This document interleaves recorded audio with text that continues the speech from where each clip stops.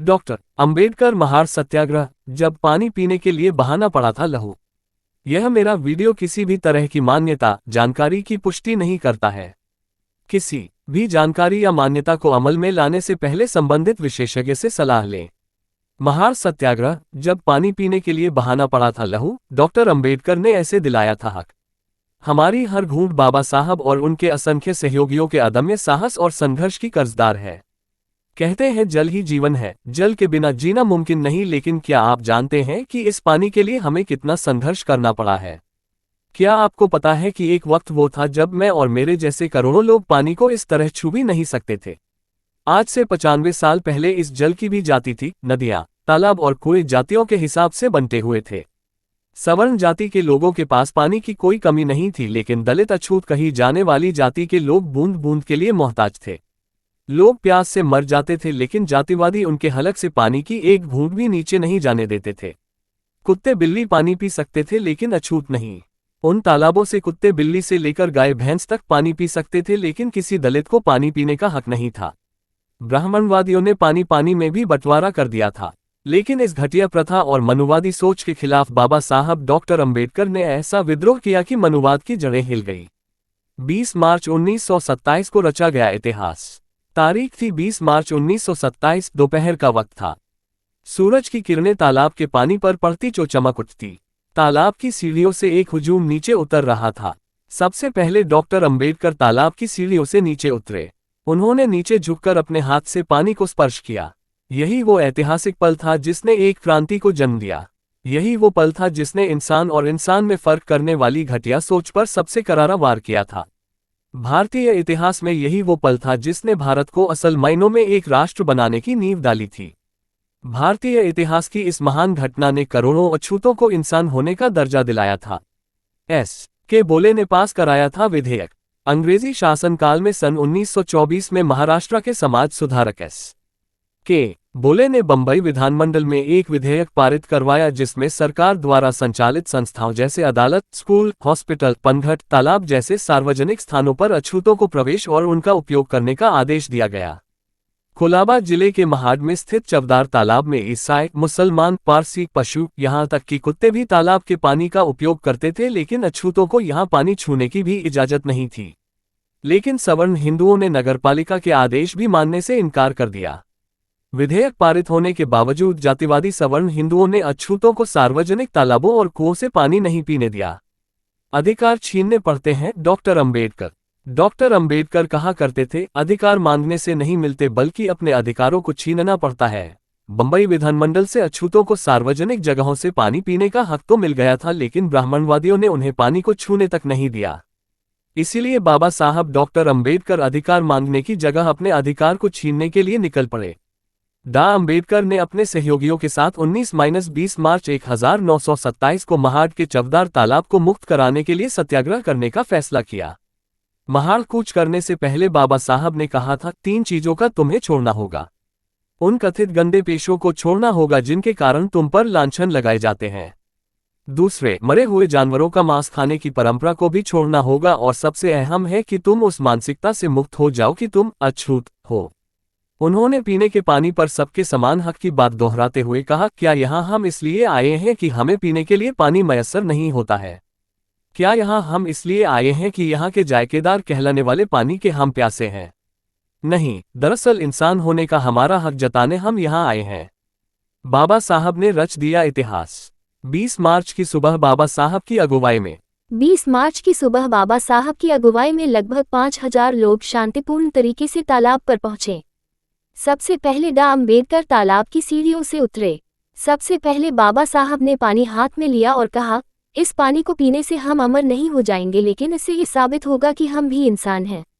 इसके बाद उन्होंने पानी की घूंट भरी और फिर सभी लोगों ने पानी पिया। भारत के इतिहास में ये पहली घटना थी जब अछूतों ने सार्वजनिक तालाब से पानी पिया था। ये अछूतों के लिए ऐतिहासिक क्षण था। वसुधैव कुटुंबकम, सनातनी परंपरा और कभी विश्वगुरु होने की दुहाई देने वाला भारतीय समाज असल मायनों में असंख्य जातियों और वर्गों में बंटा हुआ है। ब्राह्मणवादियों ने अपनी मक्कारी से समाज के सबसे दबे कुचले वर्गों को पानी जैसी बुनियादी चीज से भी वंचित कर दिया, लेकिन बाबा साहब जैसे महानायक ने मनुवादियों को उनके गढ़ में जाकर सीधी चुनौती दी। जातिवादियों ने किया था हमला। बाबा साहब ने भी पहली बार इतनी बड़ी संख्या में लोगों का नेतृत्व करते हुए अपने अधिकारों की मांग की थी। ये एक प्रकार से सवर्णों के खिलाफ विद्रोह था। महार सत्याग्रह दास्ता और गुलामी को तोड़ने की शुरुआत थी, लेकिन बौखलाए हिंदू अछूतों के इस साहस को बर्दाश्त नहीं कर पाए। अफवाह फैलाई गई कि चवदार तालाब को अपवित्र करने के बाद अछूतों की ये टोली वीरेश्वर मंदिर में भी दाखिल होने वाली है। जातिवादी सवर्णों ने डॉक्टर अंबेडकर के साथ आए लोगों पर लाठियों से हमला कर दिया। महिलाओं से लेकर बच्चे और बुजुर्गों तक पर जातिवादियों का कहर टूट पड़ा।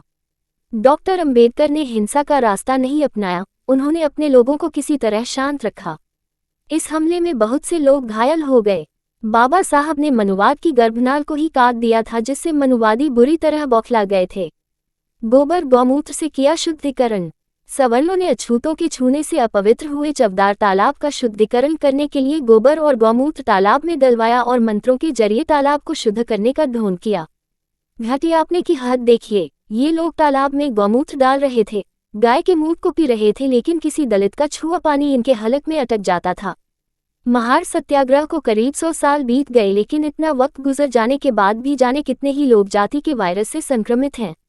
वो आज भी गाय का मूत्र शौक से पी लेते हैं, लेकिन अगर कोई दलित उन्हें छू ले तो उनकी जान हलक में आ जाती है।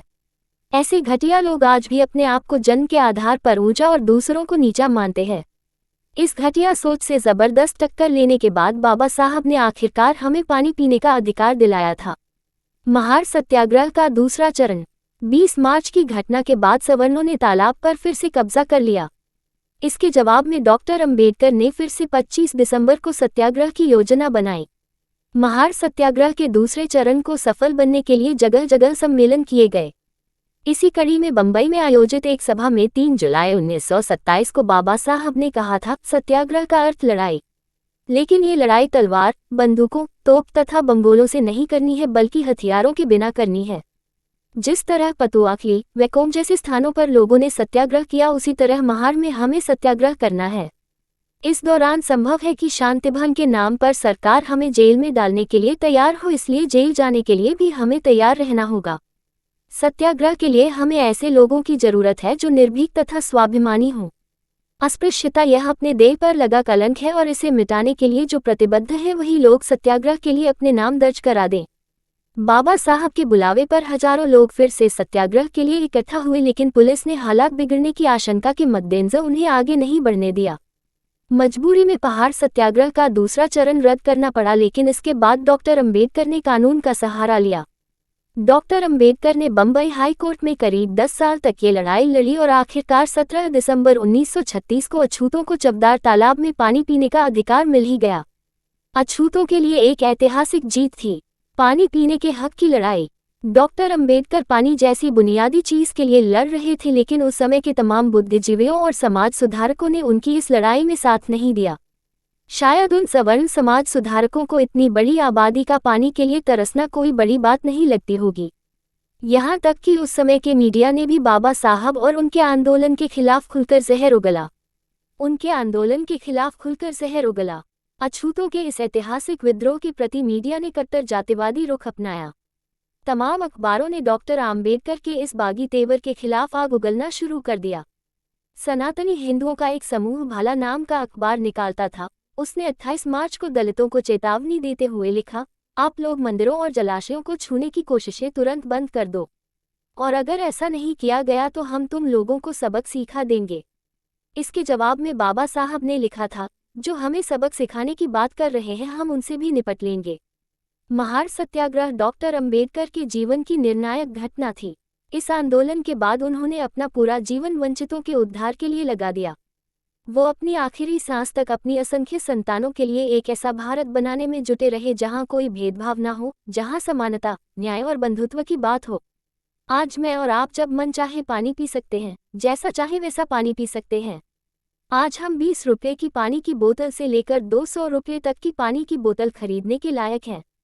लेकिन हमें इस लायक बनाने के लिए बाबा साहब डॉक्टर अंबेडकर को बहुत संघर्ष करना पड़ा।